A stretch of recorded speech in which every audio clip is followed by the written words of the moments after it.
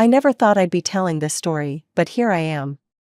My name is Piper, and I was 24 when everything in my life turned upside down. Back then, I had what most people would call a pretty good setup, a steady job as a manager at a decent company, my own rented apartment, and a boyfriend I was head over heels for. Jake and I had been dating for 6 months, but it felt like we'd known each other forever. He was charming, successful, and seemed to tick all the boxes. We'd talk for hours about everything and nothing, planning our future together. Things were getting serious, and I felt like I was living in a dream. "I think it's time you met my family," I told him one evening as we were cuddled up on my couch, watching some forgettable Netflix show. "They're going to love you. Even my sister will have to admit you're perfect." My sister, Emma, was 22 and had just graduated from college. She was still living with our parents, trying to figure out her next move. We'd always been close growing up, despite the 2-year age gap, but lately, she'd been distant. I chalked it up to post-graduation stress and her job hunt frustrations. The dinner with my family was set for the following weekend. I spent hours getting ready, wanting everything to be perfect. Jake brought wine and flowers, making my mother beam with approval from the moment he walked through the door. "Oh, Piper," Mom gushed, pulling me aside in the kitchen, "he's absolutely wonderful. Such good manners, and so handsome too." I noticed Emma rolling her eyes and letting out a small snort from her place at the counter, but I ignored it. She was probably just jealous that I had my life together while she was still finding her footing. The evening went better than I could have hoped. Dad and Jake bonded over their shared love of golf, Mom couldn't stop praising his career achievements, and even Emma's attitude seemed to thaw slightly by dessert. As we were leaving, Mom hugged me tight and whispered, "Don't let this one get away, sweetheart." Within weeks, Jake and I were talking about marriage. It wasn't a traditional proposal, we just kind of fell into the conversation naturally one night over dinner. "We could do it in 6 months, he suggested, reaching across the table to take my hand. "Nothing too fancy, just family and close friends." My parents were overjoyed when we told them. They immediately insisted on paying for half the wedding expenses, with Jake's parents covering the other half. Emma sat quietly through the entire conversation, picking at her food and occasionally making these little huffing sounds that everyone pretended not to notice. The next 5 months were a whirlwind of wedding preparations. Every spare moment was filled with decisions about flowers, cake tastings, venue visits, and endless meetings with vendors. I was running myself ragged trying to balance my job with wedding planning, often staying late at the office to meet with our wedding organizer. That Tuesday started like any other. I had a morning meeting with the florist and was supposed to work late again to finalize the reception timeline with our coordinator. But around 2 p.m., I developed a splitting headache. My boss took one look at me and sent me home. I thought I'd surprise Jake. He usually worked from home on Tuesdays, and I figured we could order takeout and have a quiet evening together. Maybe he could help me with some of the wedding tasks that were piling up.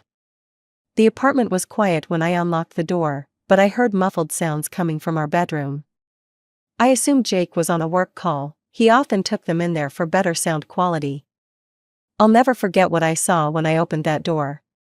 Jake and Emma, tangled in our sheets. My sister. My fiance. In our bed. Time seemed to stop. The world narrowed to that single moment, that single image that would be burned into my memory forever. Emma didn't even have the decency to look ashamed. She just stared at me with this almost bored expression, like I was interrupting something trivial. "Piper," Jake started, scrambling to get up. "Baby, I can explain." Something inside me snapped. Without a word, I walked to the closet, grabbed their clothes, and marched straight to our 3rd-floor balcony. "Piper, don't," Jake called out, but it was too late. I'd already thrown everything over the railing, watching with grim satisfaction as their clothes scattered across the parking lot below. "Get out," I said, my voice eerily calm. "Both of you, now." Emma had to wrap herself in another sheet from our bed because all her clothes were now decorating the asphalt 3 stories below. The sight of her trying to maintain her dignity while shuffling toward the door in nothing but Egyptian cotton would have been funny if I hadn't felt like I was dying inside. As soon as they were out, I slammed the door and collapsed against it, sliding down to sit on the floor. I don't know how long I sat there, trying to make sense of what had just happened. The sun was setting when my phone rang. Mom's name flashed on the screen. For a moment, I felt relief. Surely she was calling to comfort me, to tell me everything would be okay. I couldn't have been more wrong. "How dare you humiliate your sister like that," she hissed as soon as I answered. "Throwing her clothes out the window? Making her walk out in a sheet? What were you thinking?" I couldn't believe what I was hearing. What was I thinking? What was she thinking? She was in bed with my fiance. "You're always so dramatic, Piper." "This is exactly why." "Mom," I cut her off, my voice stronger than I felt. "The wedding is cancelled. I'll contact the vendors tomorrow." "No, you won't," she interrupted, her tone unnaturally calm. "The wedding is still happening. Your father and I talked it over with Jake's parents. We spoke with Jake and Emma too. The wedding will proceed as planned. Emma will take your place." 5 words, 5 simple words that felt like a physical blow. I actually checked to see if I was bleeding. Surely something that painful must leave a mark. "You can't be serious," I whispered.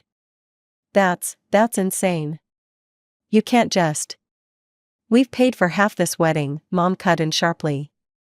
"Jake's parents have paid for their half. Everything is booked and paid for. We're not throwing all that money away just because you're having a tantrum."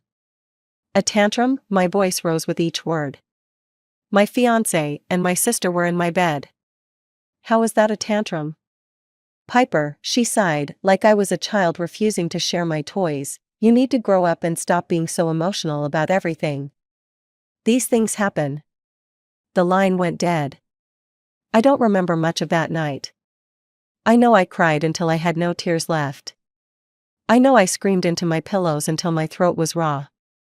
I know I threw up twice, my body physically revolting against the betrayal. The morning sun found me curled up on the bathroom floor, still in yesterday's clothes. My phone had been buzzing periodically, but I couldn't bring myself to look at it. Finally, around 9 a.m., I saw my cousin Sarah's name flash across the screen. "Piper," her voice was hesitant.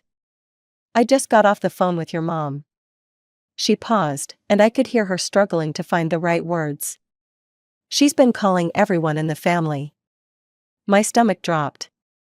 "What's she saying?" "She's telling everyone that Jake broke up with you because he fell in love with Emma. She's saying it was all very civil and mature, but you're not handling it well." Sarah's voice got quieter. "They're telling everyone the wedding is still on, just with Emma instead." I closed my eyes, willing myself not to throw up again. "What else?" "They're telling everyone not to contact you for a while. They're saying you're behaving inappropriately and need time to process things properly." The bathroom tiles were cool against my forehead as I leaned against the wall. My entire family was being turned against me. My parents were painting me as the villain in their twisted narrative. They were protecting my sister, my cheating, betraying sister, while isolating me.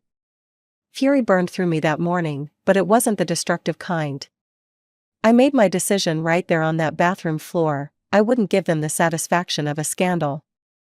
I wouldn't cry, scream, or beg. I would simply disappear from their lives as completely as they had erased me from theirs. The next morning, I walked into my boss Karen's office, before she'd even had her first coffee. "I need more work," I told her, standing straight despite my exhaustion. "The most challenging projects you've got." "I want them all." She studied me over her glasses. "Piper, you're already handling a full load, and with the wedding." "There is no wedding," I cut her off. "And I need to be busier. Much busier." Something in my expression must have convinced her because she opened her drawer and pulled out a thick file. "The Thompson account. Nobody's been able to crack it. It's yours if you want it. I found a new apartment that weekend, a small studio across town. I changed my phone number, blocked every family member on social media, and threw myself into work like it was the only life raft in an ocean of pain. The Thompson account? I cracked it in 2 weeks. The Impossible Miller project? Completed it a month ahead of schedule. Every challenge Karen threw at me, I conquered. I worked 14-hour days, took online courses at night, and studied our competitors like my life depended on it. Working was the only thing that kept me from thinking about them. About how Emma and Jake were probably living their happily ever after in the house we'd planned to buy. About how my parents were probably doting on their good daughter while telling everyone what a shame it was about their eldest. A year passed. I got promoted to senior manager. Another year, director of operations. By the 3rd year, I was the youngest vice president in the company's history. My salary tripled. I bought a gorgeous apartment in the city center, the kind of place Jake and I used to walk past and dream about. But I bought it on my own, with my own money, and every time I walked through those doors, I felt a fierce pride that had nothing to do with anyone else. I started traveling. First, small trips, weekend getaways to nearby cities. Then bigger ones. Paris in spring. Tokyo in fall. The Greek islands in summer. I posted photos of all of it on Instagram, not to show off, but to remind myself how far I'd come. 3 years. 3 years of not hearing their voices, not sitting at their dinner table, not knowing anything about their lives except the one fact I couldn't escape, that Emma had married Jake. I heard it from Sarah, who mentioned it casually during one of our rare text exchanges, probably testing to see if I'd react. I didn't. I was happy. Really, genuinely happy. Not the kind of happiness I thought I had with Jake, which was all about pleasing other people and fitting into their expectations. This was a deeper contentment, one that came from knowing exactly who I was and what I was capable of. Or at least, I was happy until my phone rang one ordinary Tuesday afternoon. I stared at the unknown number on my phone screen, debating whether to answer. Something made me pick up, intuition, maybe, or just morbid curiosity. Hello? Piper, my mother's voice. Sweetheart, is that you? The saccharine sweetness in her tone made my teeth hurt. She was speaking as if we'd just talked yesterday, as if nothing had ever happened. What do you want? I kept my voice neutral, professional, the same tone I used in board meetings. The fake cheerfulness in her voice cracked slightly. Your father and I need to talk to you. Could you come to the house? Please? We've had some serious discussions about everything. About you. I should have hung up. I should have blocked this number like all the others. Instead, I heard myself saying, when? Saturday? Around 6? I'll make your favorite dinner. Fine, I hung up before she could say anything else. The week crawled by. I threw myself into work even harder than usual, trying not to think about the upcoming visit. My assistant caught me staring at my calendar more than once, the Saturday appointment glaring at me like an accusation. When the day arrived, I spent an hour getting ready. Hair perfectly styled, makeup flawless, designer outfit carefully chosen. If I was walking into the lion's den, I was going to do it looking like someone they couldn't touch anymore. I drove my new Mercedes slowly through my old neighborhood, noting how little had changed. But when I pulled up to my parents' house, I barely recognized it. The place looked tired, worn down. The garden my mother had once prided herself on was overgrown, the paint was peeling, and the front steps needed repair. I didn't bother knocking, this wasn't a social call. The inside of the house hit me with a wave of memories I wasn't prepared for. The same furniture, the same photos on the walls, though I noticed they'd removed all the ones with me in them, even the same smell of Mom's vanilla candles. And there they all were, arranged like some twisted family portrait. My parents, looking older and more tired than I remembered. Emma, with 2 small children clinging to her legs, one looking about 2, the other barely a year old. And Jake, standing beside her with his hand on her shoulder, looking exactly the same except for a slight paunch around his middle. I waited for the pain, for the rage, for any of the emotions that had nearly destroyed me 3 years ago. But there was nothing. They were strangers to me now, as irrelevant as the peeling wallpaper behind them. Emma's eyes ran over my outfit, my bag, my carefully curated appearance. "You look good," she said, envy dripping from every word. I smiled, all teeth. Amazing what you can accomplish when you don't waste time plotting to steal other people's fiancés. Piper, Mom's voice held that familiar note of disapproval. "Please, everyone, let's just sit down and have a nice dinner." I picked at the overcooked chicken on my plate, not really hungry but needing something to focus on besides the awkward silence around the table. The children, my supposed niece and nephew, were the only ones making any noise, the younger one banging a spoon against his high chair while the older one whined about his peas. Mom cleared her throat. "We've been following your success, Piper. Those photos you post, that apartment of yours looks absolutely beautiful. Right in the heart of downtown, isn't it?" I took a sip of water, not responding. "And your job, vice president?" "We're all so," she glanced at Emma, who was staring intently at her plate, "so impressed with how well you're doing." "Why am I here?" I put my fork down. "Because I know it's not to discuss my social media posts." Mom's smile faltered slightly. She pushed her food around her plate before speaking again. "Well, you see, things have been a bit difficult lately." "Your father, why don't you tell her, dear?" Dad looked older than his years as he spoke. "I lost my job 3 months ago. Budget cuts. After 30 years with the company, I've had to pick up extra shifts at the hospital," Mom jumped in. "Just to keep up with the bills. The mortgage, utilities, everything's so expensive these days." I kept my face neutral, waiting for them to get to the point. "And of course, with Emma staying home with the kids," Mom gestured toward my sister, who was now trying to clean something off her younger child's face. "They're managing on just Jake's salary, but with 2 little ones." "What exactly does any of this have to do with me?" I asked, though I was starting to see where this was going.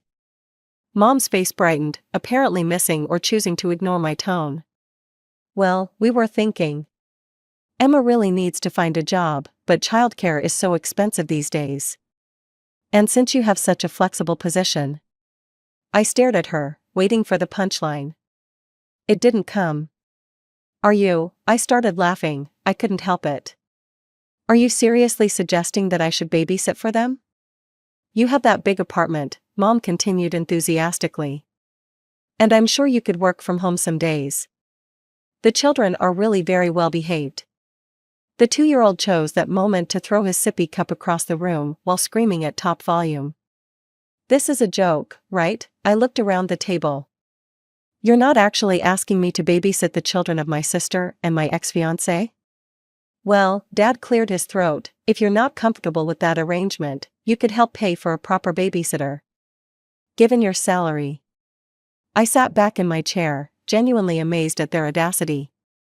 They had ambushed me, invited me here, served me my mother's mediocre cooking, all to ask me to either play nanny to my sister's kids or open my wallet for them. "No," I said, standing up, "absolutely not. I will not be your babysitter, and I will not be your ATM." "Piper," Mom's concerned mask slipped, revealing the anger beneath. "How dare you be so selfish? After everything we've done for you." Dad slammed his hand on the table, making the plates rattle. "You ungrateful, greedy girl. You're sitting there in your designer clothes, living in your luxury apartment, while your sister can barely afford diapers." "My sister's financial situation is not my problem," I said, my voice ice cold. "You all made your choices 3 years ago. You chose her. You chose him. You made it very clear where your loyalties lay. Now you get to live with those choices." I walked out to the sound of their screaming, their voices following me down the driveway. Jake had the sense to stay quiet, but I could hear my parents calling me every name in the book while Emma wailed about her children. I thought that would be the end of it. I was wrong. The next morning, my phone started blowing up with notifications. Mom had posted a lengthy screed on Facebook about her heartless daughter who had forgotten her roots and abandoned her struggling family in their time of need. The comments started rolling in immediately. How could she be so cruel to her own sister? Those poor babies need their aunt. Money changes people. These were coming from relatives who knew what had happened 3 years ago. People who had seen the whole drama unfold. And yet here they were, piling on, sending me private messages about how I needed to get over it and help my family.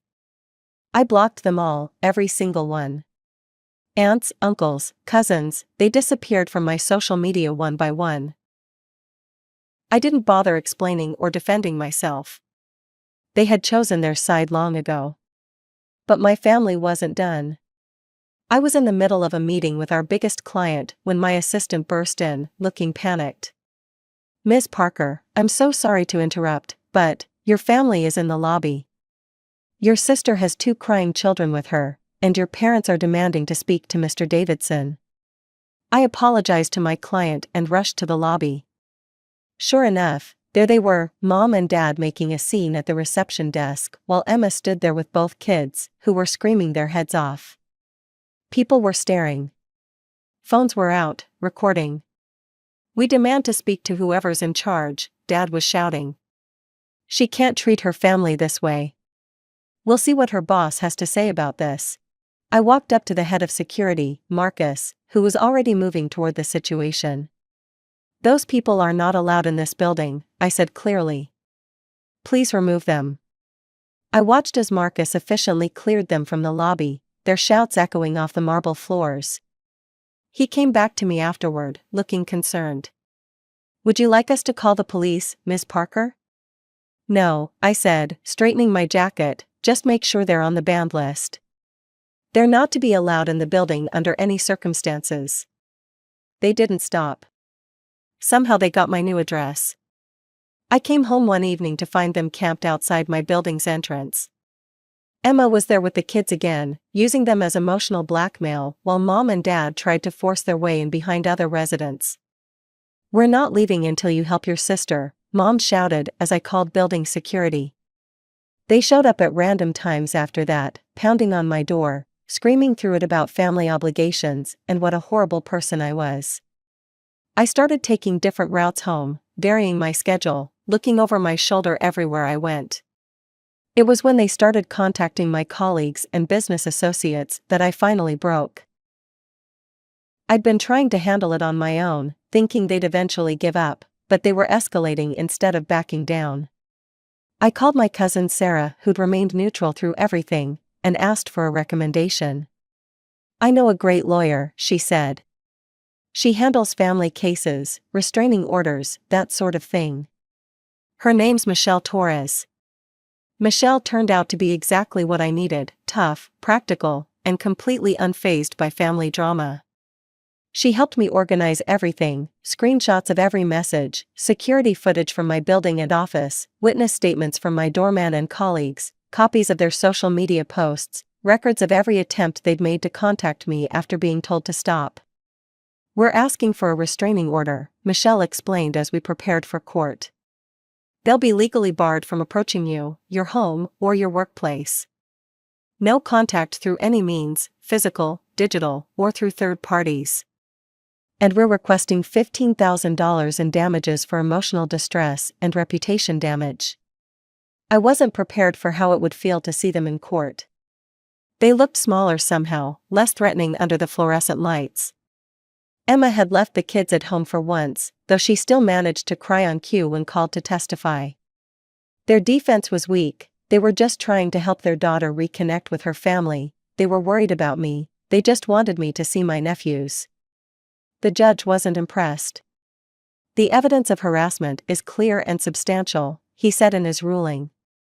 "The restraining order is granted in full. The defendants are to have no contact with the plaintiff through any means, direct or indirect. The court awards the requested damages of $15,000. "This is ridiculous," Mom jumped up, screaming. "We're her parents. We have rights." "You ungrateful trash," Dad shouted at me. Emma dissolved into hysterics, wailing about her children again.